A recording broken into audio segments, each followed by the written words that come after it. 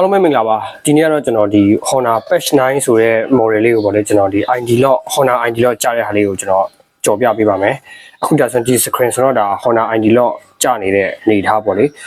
ဒါဆိုရင်အကေး screen lock မှတ်မိသေးရဒါမှမဟုတ်လို့ရှိရင်လည်း ID lock password တည်ကြည့်ရဆိုရင် ID lock password နဲ့ဒီမှာရိုက်ကြော်လို့ရတယ်ပေါ့လေဒါပေမဲ့ make sure ဒီ ID lock password တွေပါမိနေရ screen lock တွေပါမိနေရဆိုတော့ကြော်လို့မရတော့ဘူးပေါ့လေအဲ့ဒါလေးကိုအခုကျွန်တော်တို့ကြော်ပြမယ်သူ့ရဲ့ဒီ backlight ပုံစံလေးကတော့ဒီလိုမျိုးလေးပေါ့လေ Honor Patch 9ဆိုတဲ့ဟာလေးပေါ့လေဟုတ်ပြီဒါလေးကိုကျွန်တော်တို့ကြော်ရအောင်ပေါ့လေဒီကောင်ကြော်မယ်ဆိုတော့ကျွန်တော်တို့ဒီသူ့ရဲ့ circuit board ကတော့ဒီ backlight ကနေခွာရတာမဟုတ်ဘဲနဲ့ကျွန်တော်တို့ဒီက man နေတဆင့်ခွာရတယ်ပေါ့လေ man ခွာပြီးမှပဲကျွန်တော်တို့သူ့ရဲ့ circuit board ကိုတွေ့ရမယ်circuit board ကိုမှကျွန်တော်ဒီအခု CPU drill လုပ်မယ်လွှဲပြီးရင်သူ့ရဲ့တက်ဆိုင်ရာ partition တွေကိုပြင်ပြီးမှကျွန်တော်တို့ဒီ ID lock တွေကိုတစ်ချက်ကြော်ကြည့်အောင်ပေါ့လေဟုတ်ပြီဒါဆိုရင်ကျွန်တော်တစ်ချက်လောက်ကျွန်တော်ဘယ်လိုကြော်မလဲဆိုတာလေးကိုတစ်ချက်လိုက်ကြည့်ပေးပါဦးဟုတ်ပြီဒါဆိုရင်အခုကျွန်တော်မြင်ရတာတော့ဒါသူ့ရဲ့ man ပေါ့လေဒီ Honor 9ရဲ့ tablet man ခေါ်လိုက်တဲ့ခါမှာဒါမြင်ရတဲ့သူ့ရဲ့ဒီအတွင်းထဲကcircuit board ပုံစံပေါ့လေဟုတ်ပြီဒါလေးကိုကျွန်တော်တို့ circuit board ကိုအပြင်ထုတ်မယ်ထုတ်ပြီးလို့ရှိရင်ကျွန်တော်တို့ရဲ့ CPU ကို CPU drill လုပ်မယ်ပေါ့လေ CPU drill လုပ်ပြီးရင် ISP ထောက်ပြီးမှဒီလို ID lock ဖြုတ်မယ်ပေါ့လေဒါဆိုရင်ကျွန်တော်ဒီမှာသူ့ရဲ့တက်ဆိုင်ရာ net လေးတွေအကုန်ဖြုတ်ပြီးရခါကြောက်ရှင်ဒီ circuit board ကိုအပြင်ကိုကျွန်တော်ထုတ်ခဲ့ရမယ်ပေါ့လေဟုတ်ပြီဆိုရင်အဲ့လုပ်ငန်းစဉ်လေးကိုကျွန်တော်တစ်ချက်လုပ်လိုက်ရမယ်ပေါ့လေဒါဆိုရင်ကျွန်တော်ဒီ frame board ကနေပေါ့လေ net တွေပါအကုန်ဖြုတ်ပြီးမှသူ့ရဲ့ circuit board လေးကိုကျွန်တော်ထုတ်ထားပြီပေါ့လေဒါတော့ဒီ Honor Patch 9ရဲ့ tablet ရဲ့ circuit board လေးပေါ့လေဒီနေရာနေကျွန်တော်ဖြုတ်ထားပြီပေါ့လေဒါအခုကျွန်တော်တွေ့ရတဲ့ဒါသူ့ရဲ့ Honor Patch 9ရဲ့ circuit board ဒီအနောက်ဘက်နဲ့ဒီအရှေ့ဘက်ပေါ့လေကျွန်တော်တို့ CPU drill လုပ်ပြီးထောက်ရမယ့်ဟာတော့ဒီက30တန်ဘုံအောက်မှာပေါ့လေဒီတန်ဘုံအောက်ကိုကျွန်တော်ဒီတန်အဖုံးလေးကိုခေါ်လိုက်လို့ရှိရင်အဲ့ဒါမှတွေ့ရမယ်ပေါ့လေဒါလေးကိုကျွန်တော်တို့ကထောက်အောင်ပါဒီ CPU ပေါ်မှာကျွန်တော်တို့က CPU drill လုပ်ပြီးမှဒီ ISP ထောက်အောင်မယ်ပေါ့လေဟုတ်ပြီအဲ့ဒါလေးကိုကျွန်တော်ဆက်ပြီးမှလုပ်ရအောင်ပေါ့လေဟုတ်ပြီအဲ့ဆိုအခုဒါကျွန်တော်တို့သူ့ရဲ့ circuit board ပေါ်ကဒီ CPU ကိုကျွန်တော်တို့ဒါတွေ့နေရတဲ့ဒီ scope ရဲ့အောက်မှာတွေ့နေရတဲ့ပုံစံလေးပေါ့လေဒါကိုကျွန်တော်အသစ်လေးပြလိုက်မယ်ပေါ့လေဒါဆိုတော့ဒါကျွန်တော်Qualcomm CPU SM ဒီ6450ပေါ့လေဒါသူ့ရဲ့ CPU နံပါတ်ဒီနဲ့ကျွန်တော် site မှာတွေ့ရပြီပေါ့လေဒါသူ့ရဲ့ကျွန်တော်ထောက်အောင်မဲ့ဟာလေးပေါ့လေဒီ TIC ပေါ့လေကျွန်တော် CPU drill လုပ်မယ်ပေါ့လေအဲ့လိုမလုပ်ချင်မနဲ့ကျွန်တော်ဒီသူ့ရဲ့ဒီ UFS IC ကိုကျွန်တော်ခွာပြီးမှပေါ့လေ shelf လုပ်မှလုပ်ရင်လည်းရတယ်ပေါ့လေဒါပေမဲ့ကျွန်တော်ကလည်း safe ဖြစ်တဲ့နည်းလမ်းလေးကိုရွေးလိုက်မယ်ပေါ့လေအထူးကဒီ Honor တွေကတို့ tablet လည်းဖြစ်နေတယ်ကျွန်တော်အခါမသိလို့တစ်ခုဖြစ်သွားလို့ရှိရင်လည်းဒီပုတ်ချာကလည်းနည်းခက်တဲ့အတွက်ကျွန်တော်တို့ကဒီကောင် CPU drill လုပ်မှပဲID lock ဖြေလိုက်မယ်ပေါ့လေဟုတ်ပြီဒါဆိုရင်ကျွန်တော်သူ့ရဲ့ဒီ power မဲ့ဟာလေးကိုကျွန်တော်ဒီသူ့ရဲ့ point လေးတစ်ချက်ကြည့်အောင်ပေါ့လေဒါဆိုရင်သူ့ရဲ့ power မဲ့ point ကတော့ပေါ့လေကျွန်တော်ဒီနေရာလေးကျွန်တော်တစ်ချက်မှတ်လိုက်မယ်ပေါ့လေဒါဆိုရင်ကျွန်တော် power မဲ့ point ကိုတော့ဒီမှာကျွန်တော်အမှတ်သားလေးလုပ်ထားပြီးပေါ့လေဒါဆိုရင်ဒီအမှတ်သားလေးကြည့်အောင်လဲကျွန်တော်ဒီ edit လုပ်တဲ့ခါပုံလေးထည့်ထားပေးမယ်ပေါ့လေအဲ့ဒီကိုကြည့်ပြီးမှမိတ်ဆွေတို့လည်းအမှတ်သားလေးလုပ်ပြီးမှကျွန်တော်ဒီနာပတ်ဝန်းကျင်တော့ဒီ CPU drill လုပ်ရမယ်ဆိုတဲ့ဟာလေးလည်းတစ်ချက်ကြည့်လို့ရတယ်ပေါ့လေဒါဆိုရင်ကျွန်တော်စအိမ်မှာဒါလေးကို CPU drill လုပ်မယ်ပေါ့လေဒီ IC ကိုစအိမ်မှာကျွန်တော် motor လေးနဲ့စအိမ်မှာဖောက်မယ်ပေါ့လေ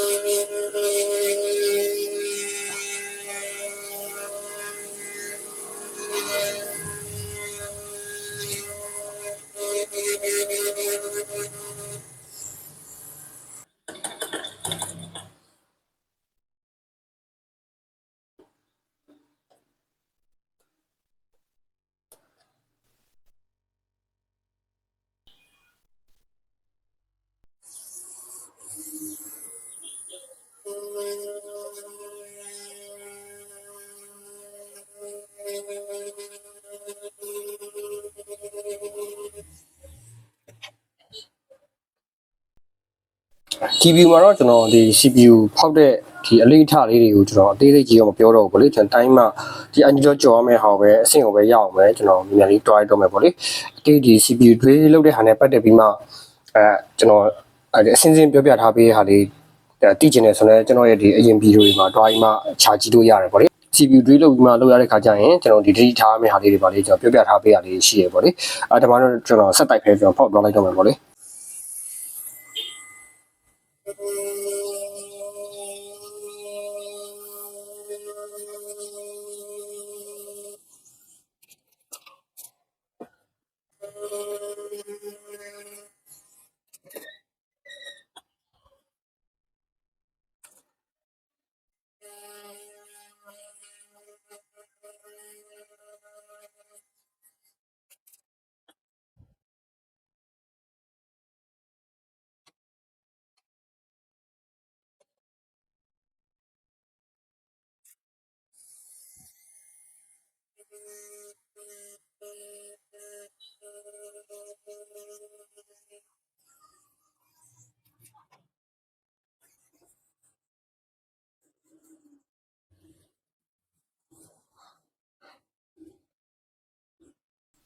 ဟုတ်ပြီဒါဆိုရင်ကျွန်တော်ဒီလောက်အကွာဝေးရပြီဆိုတော့ကျွန်တော်စာရင်မှ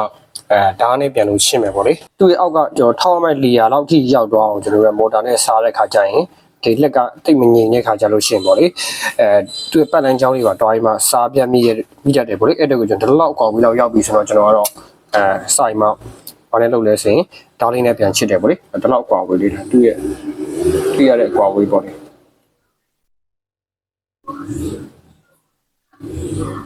ဦးရစံကျွန်တော်ဓာတ်လေးနဲ့ပြန်လို့ချစ်မယ်ပေါ့လေ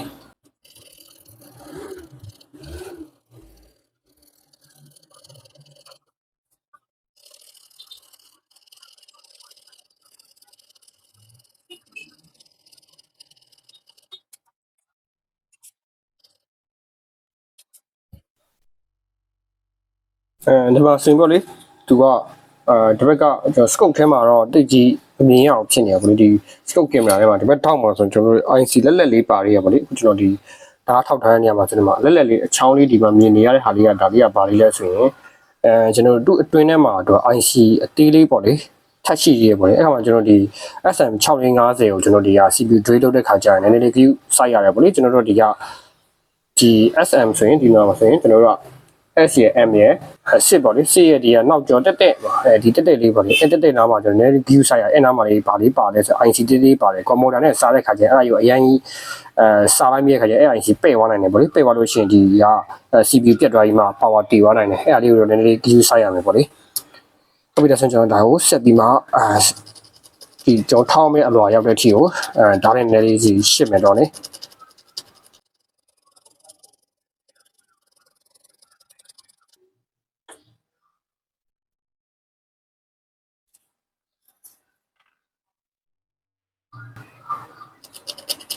ဒါဆိုရင်အခုကျွန်တော်တို့ပေါ့လေထောက်နေတဲ့ဟာမှာဆိုရင်စာရီမှာသူ့ရဲ့ဒီထောက်ရမဲ့ပတ်လန်းကြောင်းလေးတွေစာရီမှာတွေ့ရပြီပေါ့လေကျွန်တော်ရဲ့ဒီက scope camera မှာတော့တွေ့ကြီးမထင်ချောင်းပေါ့လေကျွန်တော်ဒီမှာတော့တိတ်တိတ်ရှာလေးတွေ့နေရပြီပေါ့လေအဲ့လောက်အလွာရောက်ပြီဆိုတော့ကျွန်တော်ဓာတ်နဲ့ချစ်တောင်လည်းနည်းနည်းလေး view စိုက်ရတော့မယ်ပေါ့လေအောက်ကအလွာတွေမပါသွားအောင်ပေါ့လေ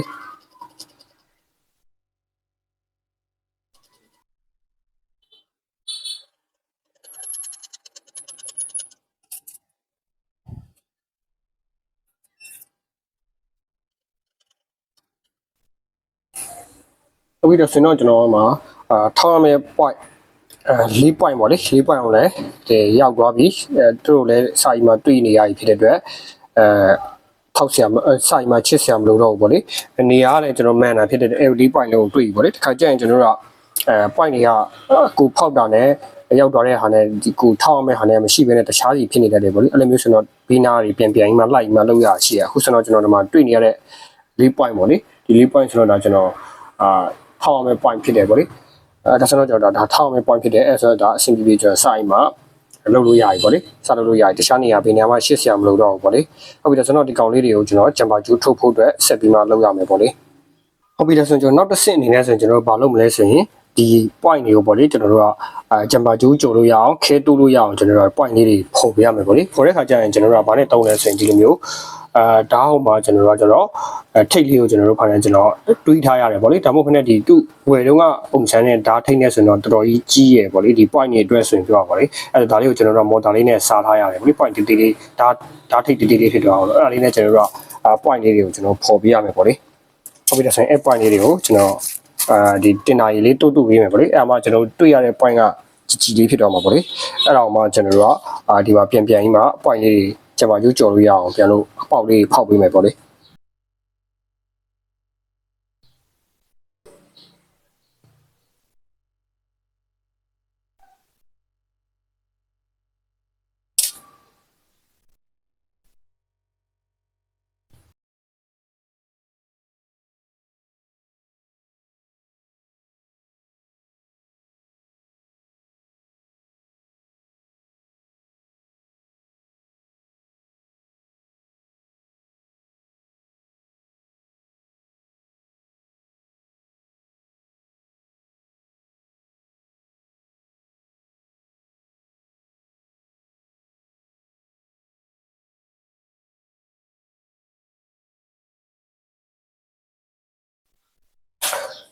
ဒါဆိုရင်ကျွန်တော်တို့ဒီက point 4 point လုံးဒါဆိုရင်ရသွားပြီပေါ့လေပေါ်သွားပြီဒါဆိုရင်ကျွန်တော်ဒီ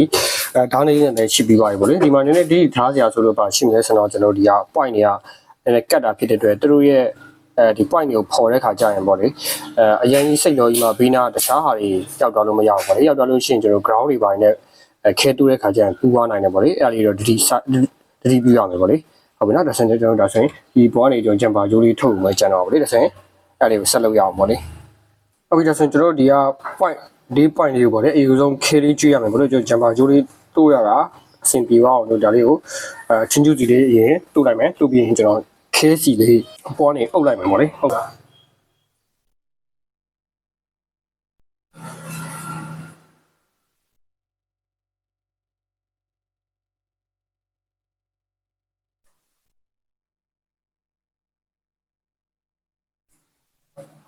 ခဲလေးကျွေးပြီးရတယ်ဒါဆိုရင်ကျွန်တော်ဂျမ်ပါဂျိုးလေးစရင်မှကြော်ရအောင်ပေါ့လေ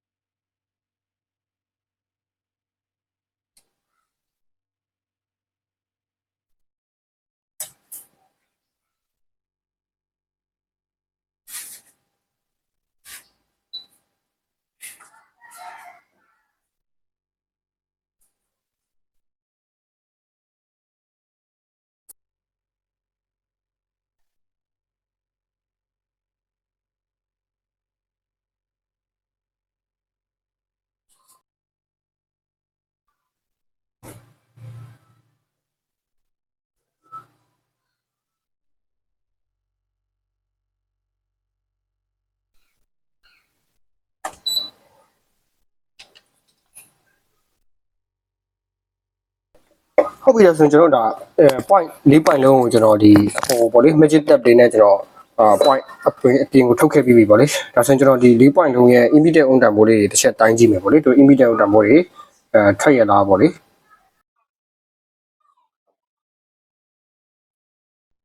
ဟုတ်ပြီဒါဆိုရင်ကျွန်တော်ဒါအဆင်ပြေပေါ့လေimmediate on တန်ဖိုးတွေထွက်ပြီးဆိုတော့ကျွန်တော်ဒါစာရီမှာဒီ bounce နဲ့ချိန်ပြီးမှစာရီမှာlock ဖြစ်တဲ့အပိုင်းကိုစသွားလို့ရပြီပေါ့လေဒါဆိုရင်ကျွန်တော် adapter ဘက်ကိုကျွန်မဂျိုးပြန်ကြုံမယ်ပေါ့လေဟုတ်ပြီဒါဆိုရင်ကျွန်တော်ဒီမှာသူ CPU drain လုပ်ထားတဲ့ဒီ magic tab ကနေပေါ့လေ IC ပေါ်ကနေ jumper ထုတ်ထားတဲ့ဟာနဲ့ကျွန်တော်ဒီ F64 adapter ဘက်ကိုပြန်လို့ကြော်ထားပြီပေါ့လေ THOP THON IHOP IHON စုစုပေါင်း၄ချောင်းရယ်ဒီကဒီကျွန်တော် K2 နဲ့ဟာတော့ဒါ ground ပေါ့လေ ground ဘက်ကိုကျွန်တော်ဒီလို K2 နဲ့ပဲကြော်ထားလိုက်တယ်ပေါ့လေဒါစုစုပေါင်းငါးကျိုးပေါ့လေငါးချောင်းဖြစ်သွားမှာပေါ့လေပြီးရင်တော့ကျွန်တော်ဒီမှာတိတ်လေးကမ်းမယ်ပေါ့လေဒီနေ့လေးအလုပ်နည်းနည်းလေးလောက်သွားလို့ရှိရင်ကျိုးလေးမလွတ်တော့အောင်တိတ်လေးနဲ့ထိန်းထားမယ်ပေါ့လေဒါပြီးရင်တော့ကျွန်တော်တို့ ID တော့ကြော်ဖို့အတွက်သွားရအောင်ပေါ့လေဟုတ်ပြီဒါဆိုရင်ကျွန်တော်ဒါ F64 ပေါင်းနဲ့တော့ဒါကျွန်တော်ချိန်ထားရပေါ့လေဒါ tablet ဖြစ်တဲ့အတွက်ကျွန်တော်တို့ဒီခိုင်းလို့တော့ဒီ second book ကနေဒီ frame ကနေပေါ့လေဒီတိုင်းအပြင်ကနေတော့လုပ်လို့တော့အဆင်ပြေပေါ့လေအဲ့လိုမျိုးလုပ်မယ်ဆိုတော့ဂျမ်မာဂျိုးကအရှိဖြစ်တော့မှာပေါ့လေအဲ့အတွက်ကိုကျွန်တော် F64 ပေါက်ကိုတူရဲ့ဒီအပေါ်မှာတင်တယ်တင်ပြီးအောက်ချမ်းပြကိုတော့ဒီလိုအပေါ်ကနေအဲ့လိုမှားရင်မှ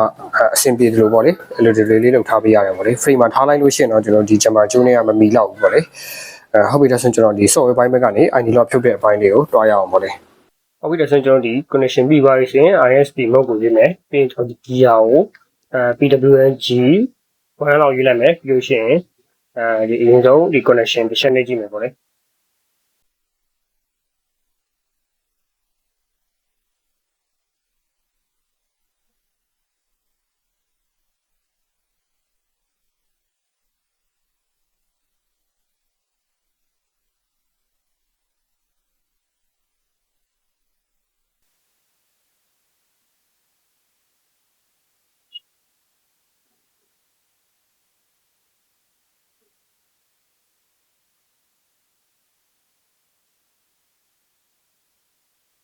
ဟုတ်ပြီဒါဆိုရင်ကျွန်တော်ဒီလို partition တွေကြာလာပြီဆိုရင်ကျွန်တော်ဒီက passive ဆိုတဲ့ partition လေးရယ်ကျွန်တော်ဒီကသူ့ရဲ့မူတန်း AV ပေါ့လေဒါလေးကိုကျွန်တော် bucket နဲ့ထုတ်ထားလိုက်မယ်ပေါ့လေမူတန်း B မူတန်း E လို့ရေးရပေါ့လေဟုတ်ပြီဒါဆိုရင်ကျွန်တော်ဒီက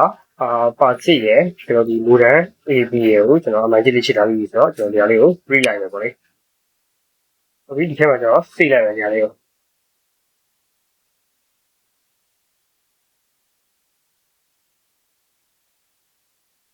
ဟုတ်ပြီဒါဆိုရင်ကျွန်တော်ဒီ partition တွေ backup ဆွဲထုတ်ပြီးသွားပြီပေါ့လေဒီ Honor Patch 9ရဲ့ဒီမူတန်းရဲ့ဒီ parsi ရဲ့ backup ဆွဲထုတ်ထားပြီးပြီးရင်တို့ဒီပြင်ရမှာပေါ့လေပြင်ရမယ့်ဟာတော့ကျွန်တော်တက်ကြီးပြင်တဲ့နည်းလမ်းတွေတော့မပြောပြတော့ဘူးပေါ့လေဒီက online group တွေပါလဲ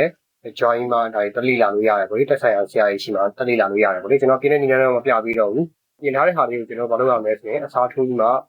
ထည့်ရေးပေးရမယ်ပေါ့လေဟုတ်ပြီဒါဆိုရင်ကျွန်တော်ဒီရေးရမယ့် partition 3ခုလုံးကျွန်တော်ရေးထည့်ရေးပြီးသွားပြီပေါ့လေအဲ့တော့မှကျွန်တော်ဒီ basic မူတိုင်း AB ကျွန်တော်ထည့်ရေးပြီးသွားပြီထည့်ပြီးသွားပြီဆိုရင်ကျွန်တော်ဒီကောင်ကျွန်တော် CPU drain လုပ်ထားတဲ့ဟာပေါ့လေအဲ့ဒါကိုဂျမန်ကျိုးတွေအကုန်လုံးဖြုတ်ပြီးမှကျွန်တော်ပါဝါနိုးကြည့်ရမယ်ပေါ့လေသူက whole screen ကိုတစ်ခါလေးရောက်သွားရမယ်ပေါ့လေဟုတ်ပြီအဲ့ဆိုကျွန်တော်ဒီဂျမန်ကျိုးတွေဖြုတ်ပြီးမှပါဝါနိုးကြည့်မယ်ပေါ့လေဟုတ်ပြီအဲ့ဆိုကျွန်တော်ဒီဟိုပါဝါတော့နိုးလိုက်ပြီပေါ့လေကျွန်တော်ဂျမန်ကျိုးတွေပါဖြုတ်ပြီးပါဒါဆိုဒီ step လေးကြော်ရအောင်ပေါ့လေကျွန်တော်တို့ဒီလော့ကြတဲ့အဆင့်မရှိရတော့ဘူးပေါ့လေသူတန်းကြီးကကျွန်တော် home screen ကိုရောက်သွားရမယ်ပေါ့လေ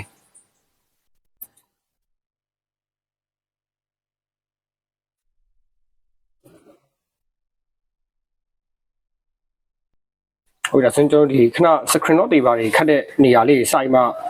ပြလာတယ်ဆိုတော့ကျွန်တော်တို့ home screen ကိုရောက်ပြီပေါ့လေ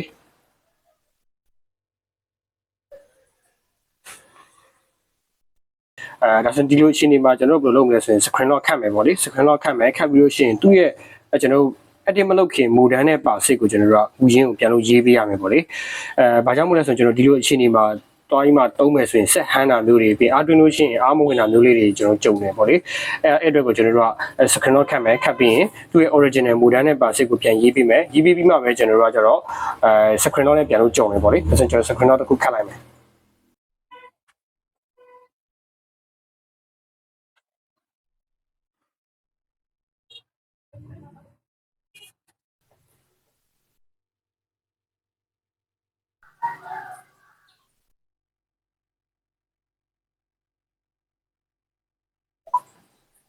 ဟုတ်ပြီဒါဆိုရင်ကျွန်တော် screen lock တစ်ခုခတ်လိုက်ပြီ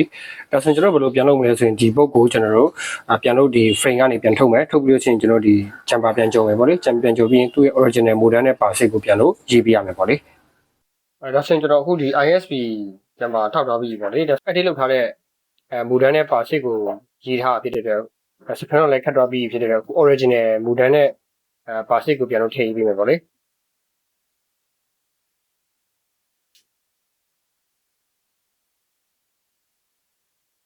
အခုဒါဆိုရင်ကျွန်တော်ဒီကပါစီရဲ့မူတန်းရဲ့ရေးလို့ပြီးအောင်ကျွန်တော်တို့စောင့်ပေးရမယ်ပေါ့လေဒါလေးပြီးသွားမှကျွန်တော်တို့ဂျပါကျိုးကြီးပြန်ဖြုတ်ပြီးမှတစ်ချက်ပေါအောင်ပြန်လို့ကြည့်မယ်ပေါ့လေဟုတ်ပြီဒါဆိုရင်ကျွန်တော်တို့ဒီမူတန်းတွေကျွန်တော်ပြန်လို့ရေးပြီးသွားပြီပေါ့လေဒီကြားထဲမှာကျွန်တော်တို့လုပ်လိုက်တဲ့ step လေးတွေကျွန်တော် record မဖန်ထားတဲ့ဟာလေးနည်းနည်းပြောရမယ်ဆိုရင်ကျွန်တော်အရင်ဦးဆုံးအနေနဲ့ဒီ active ဖြစ်တဲ့ဒီမူတန်းရဲ့ဒီလိုဆိုရင်ကျွန်တော်ဒီပါစီရဲ့ကိုကျွန်တော်က backup ဆွဲရပေါ့လေသူရဲ့ original ကို backup ဆွဲတယ်ဆွဲပြီးသွားတဲ့ခါကျတော့ရှင်ကျွန်တော်ပြင်ထားတဲ့ဒီမူတန်းကိုရေးပြီးတယ်ပေါ့လေဒါမှမဟုတ်တခြားဆရာတွေပြင်ထားပေးတဲ့မူတန်းကိုလည်းရေးလို့လည်းရတယ်ပေါ့လေအဲ့တော့ရေးပြီးတဲ့အခါမှာကျွန်တော်တို့ဒီ home screen ရောက်သွားလိမ့်မယ် home screen ရောက်သွားပြီးတဲ့အခါကျရင်ကျွန်တော်တို့ဒီ screen lock တစ်ခုခတ်လိုက်တယ်ပေါ့လေ screen lock တစ်ခုခတ်တယ်ခတ်ပြီးတဲ့အခါကျရင်ကျွန်တော်တို့ဒီ ISP ပြန်လို့ချိန်တယ်ပေါ့လေချိန်ပြီးတဲ့အခါကျရင်ကျွန်တော်တို့ original မူတန်းကိုပြန်လို့ရေးပေးရမယ်ပေါ့လေရေးပြီးသွားတဲ့အခါကျတော့ရှင်ကျွန်တော်တို့နောက်ထပ် password ကိုပြန်ချိန်ပေးရမယ်ဒီ password ပြန်ချိန်ပြီးသွားတဲ့အခါကျတော့ရှင်ကျွန်တော်တို့ factory set ချပေးရမယ်ခုလည်းစင်ဒါဒီအချိန်လေးကဒါ factory set ချပြီးလို့ပြန်တက်လာတဲ့အနေထားပေါ့လေဟုတ်ပြီအဲ့ဆိုရင်ဒီ step တွေကြော်လိုက်မယ်ကျွန်တော်တို့ဒါ original မူတန်းရေးပြီးလို့ factory set ပြန်ချထားတဲ့အနေထားပေါ့လေဒါကျွန်တော် password တစ်ခုထည့်ခဲ့တယ်ပေါ့လေအဲ့ကျွန်တော် wifi နဲ့ချိန်ထားပြီးပြီအဲ့ဒီ step ကြော်လိုက်မယ်အဲ့ဆိုရင်ကျွန်တော်ဒီမှာဒါ ID lock ကြာနေလို့ဇဲပဲပေါ့လေအဲ့နေရာမှာကျွန်တော်ဒီက activate lock screen password ဆိုတဲ့ဟာလေးကိုနှိပ်လိုက်မယ်နှိပ်ပြီးရင်ဒါကျွန်တော်တို့ထည့်ခဲ့တဲ့ password ကိုရိုက်လိုက်လို့ရှိရင်ရတယ်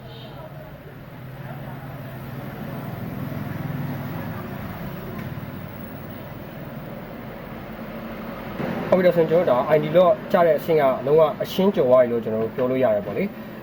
ဒါဆိုရင်ကျွန်တော်ဒီက step တွေကတော့ account lock တွေပါရောကျွန်တော်မဖောက်သေးဘူးပေါ့လေဒီအဆင့်တွေအကုန်ကျော်လိုက်မယ်